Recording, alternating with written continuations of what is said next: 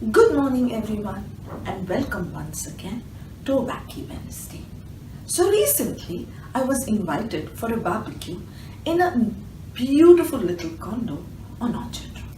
As I was walking to my barbecue site, appreciating the foliage all around, I chanced upon this little girl wearing a pretty cotton frock.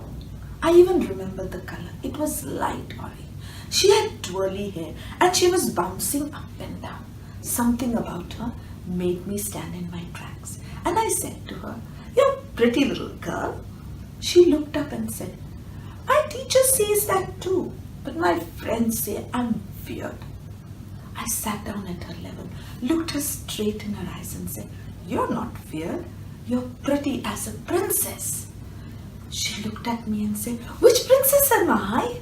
And I said, "You're Princess Megan, who recently got married to Prince Harry in a fairy tale wedding." "And where is that?" "In Buckingham Palace in UK. Her eyes fell. "But then I can't be a princess. I can't go to UK. I'm here in Singapore." I looked at her and smiled and said, "Sweetheart, you will go to UK one day when you grow up. Or who knows, maybe you'll build a palace right here in Singapore." Her eyes widened. Her brain was charged with zillions of possibilities of all the things she could do. Yes, in that moment, she and I had connected in the most human moment. I had built a tiny little ark. Yes. Do you know the ark that God had asked Noah to build? When there were no floods, he just told Noah, "Build an ark." Everybody laughed. But when the flood came, the elephant and the kangaroo, the parrot and the cockatoo, everybody came in pairs. And the floods rose up and down, and with it rose Noah's ark. But when the floods come, Noah brought an order of love back into this world. Yes, that ark. And do you know what ARK stands for? ARK stands for Acts of Random Kindness. Yes, we all can build tiny little arks, which will make this world so beautiful. It will keep these arks afloat when the floods of hatred, anger, when the floods of separation come. These arks will bring in the new order to our world. Yes. So next time when you go for a walk, look down. Maybe a snail is trying to cross the road. Pick her up, play her angel for the day, and put her in the direction of a path. Or next time you see a plant dying because the gardener simply forgot to water it, open your water bottle and give her the water. You may last a few hours, the plant may not. And when you're traveling in train or standing in the queue for a cab or in a supermarket, stop scrolling your Facebook. Look up and look at the faces. Read them like a book. You may find a mother who might have had a terrible night because a child had high fever. You may meet a man who might have had a terrible day at office.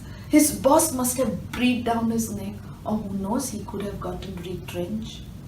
You may meet somebody who would have just returned to work after a delivery or maybe a long stretch of illness.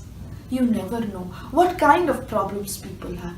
Read their faces like a book. Offer your seat, offer your place. Or if you can offer neither a place nor a seat, just offer your smile. Smile. Your smile can brighten their day. In the elevator, on the escalator, in the trains, in the supermarkets, just flash a genuine smile which comes straight from the heart.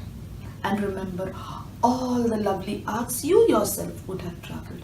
My story cannot be complete until I share the journey in an ark I took when in Cambodia.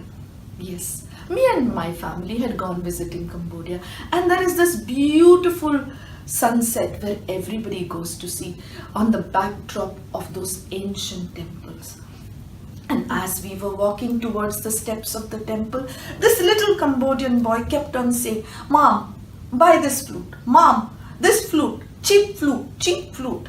And we kept on saying, sweetheart, we don't need it. Sweetheart, we don't need it.